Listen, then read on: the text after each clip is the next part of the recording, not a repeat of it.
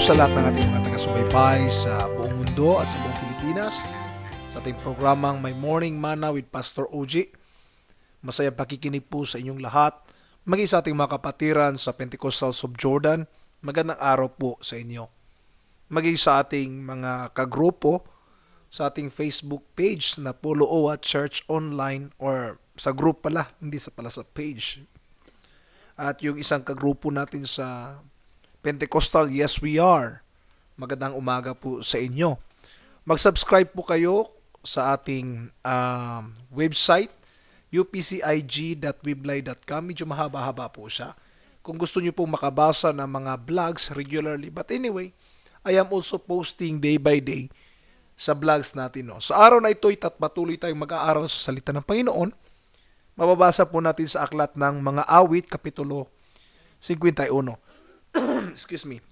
Ito po ang sinabi. Ito yung dalangin ng paghingi ng kapatawaran ni David, no? Ako'y kaawaan, o mahal kong Diyos, sang-ayon sa inyong kagandahang loob. Mga kasalanan ko'y iyong pawiin. Ayon din sa inyong pag-ibig sa akin, linisin mo sana ang aking karumhan at ipatawad mo yaring kasalanan. Agpangsalansang ko ay kinikilala laging nasa isip ko at alaala. Sa iyo lang ako nagkasalang tunay at ang nagawa ko'y di mo nagustuhan. Kaya may matuwid ka na ako'y hatulan. Marapat na ako'y iyong parusahan. Ako'y masama sa buhat ng iluwal, makasalanan na nang ako'y isilang. Nais mo sa aki isang pusong tapat. Puspusin mo ako ng dunong mong wagas. Ako ay linisin, sala ko'y hugasan, at ako'y puputi ng walang kapantay. Sa galak at tuwa ako ay puspusin, at muling ibalik ang galak sa akin. Ang kasalanan ko'y iyon nang limutin. Lahat kong nagawang kasama ay pawiin. Isang pusong tapat sa akin likhain. Bigyan mo, O Diyos, ng bagong damdamin. Sa iyong harapay huwag akong alisin. Ang espiritu mo ang pagpapaghariin. Ang galak na dulot ng iyong pagliligtas, ibalik at ako ay gawin mong tapat. Kung magkagayon na, aking tuturuang sa iyo lumapit ang makasalanan. Ingatan mo ako, Diyos kong manunubos.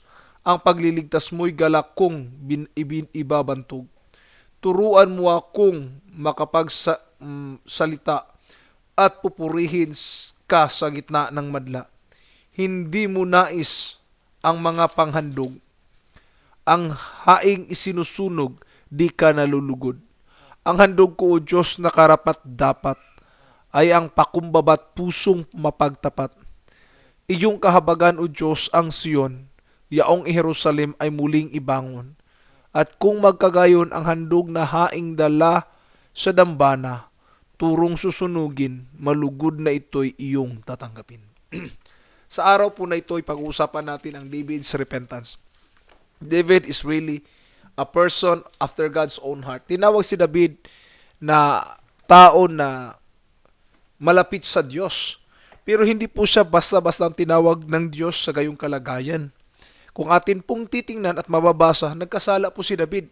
Nakakumit po siya ng adultery. No? Ang ginawa niya po ay nung makita niya si Bathsheba na naliligo, kanya itong pinapanhik sa taas at nagkaroon nga sila ng sexual relationship. At dahil nga si Bathsheba ay may asawa, ang pangalan ay Uriah, pinadala niya po o pinatawag niya si Uriah para pagtakpan yung nagawa niyang kasalanan. Sinabi niya, pumunta ka sa bahay mo at matulog ka kasama ang asawa mo, magsiping ka. Nasa ganun matakpan kasi nagbunga nga itong ginawang kasalanan ni David. Ngayon, ano po ang nangyari? Si Uriah po ay nasa gera. So sabi ni Uriah, mahal na hari, hindi po pwedeng ako doon magpakasaya kasama ang aking may bahay. Gayong ang mga tauhan ko po ay nandoon nakikibaka. Ngayon si David walang magagawa. Talagang malalaman ng madla na siya ngay nagkasala. So pilit niyang tinakpan ito, gumawa siya ng sulat, sinabi niya ibigay mo ito sa general ko At dinala nga ni Uriah yung isang sulat. Papunta po dito, kung nakapunta na po kayo dito sa Aman Citadel, ito po yung area, no? Ito po yung battleground, ito yung area na ito. Dito pinadala si Uriah. Alam niyo po anong laman ng sulat? Ang laman po ng sulat ay simple. Ipadala si Uriah sa harapan ng digmaan nang sa ganun mamatay siya. Ilagay sa harap ng digmaan mismo. Sa madaling sabi, yun nga ang ginawa ng general. Sinunog ang sulat. Yun naman talaga madalas ginagawa, no? Pagkatapos matanggap, susunugin ang sulat. Tapos si Uriah ay pinadala nga, nilagay sa harapan ng digmaan. Namatay nga si Uriah. Tuwang-tuwa ngayon si David na, di ba? Pwede niya na mapagtakpan yung ginawa niyang kasalanan. So inasawa niya si Bathsheba kasi nga wala namang asawa na. Pero may nakakaalam talaga. Walang natatagong sikreto sa Diyos. Walang lihim sa harapan ng Panginoon. Lahat ng kasalanan ginagawa ng tao ay bunyag, nabubunyag, at nalalaman ng Diyos. Kaya po, pumunta si Nathan doon sa kanya at pinagsabihan siya sa kanyang nagawang kasalanan. Alam niyo po anong reaction ni David? Excuse me. Hindi siya galit kay Nathan. Hindi siya nagalit kanino man. Wala siyang ibang sinisi, kundi sarili niya. At ito ang panalangin ni David. Sabi niya, Panginoon, alam kong sa'yo ako'y nagkasala. Totoo. To you alone I sinned. Kahit nagkasala siya kay Bathsheba o di kaya kay Uriah. But actually, he disobeyed God. That's his sin against God. Ang nagawa niyang kasalanan ay hindi lang sa tao, kundi sa Diyos mismo.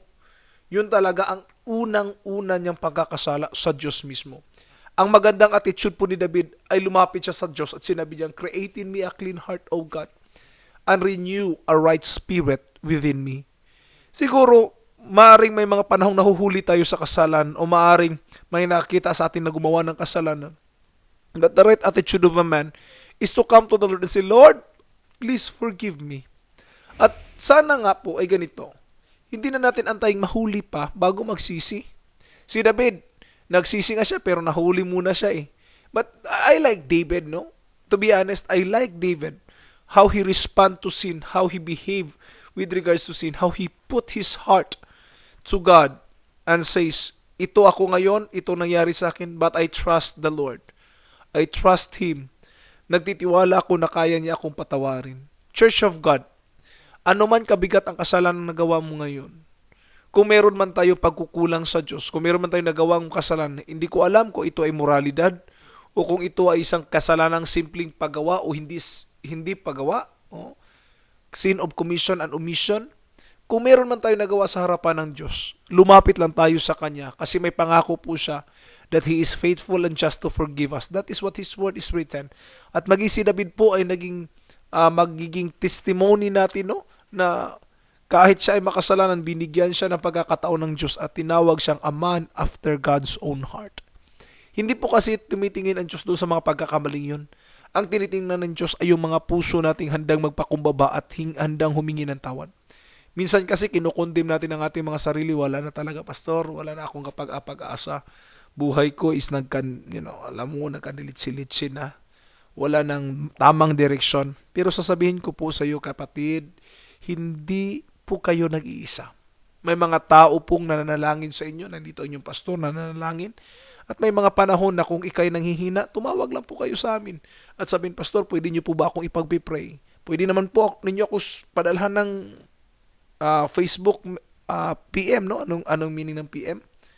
Yung message na sulatan niyo po ako at sabihin niyo kung anong problema at tutulungan po namin kayo ipanalangin kung ano man po ang pinagdadaanan ninyo.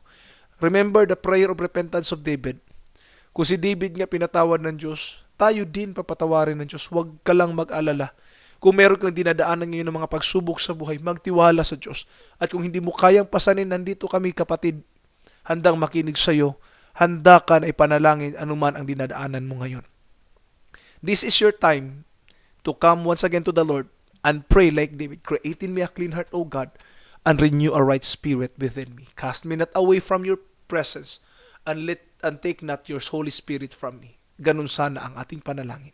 Ito pong muli si Pastor OG na muling magpapaalala sa inyo na sa araw-araw nating pamumuhay, huwag kalimutan ang tinapay ng buhay. Digest your morning manna today. Maraming salamat po sa pakikinig.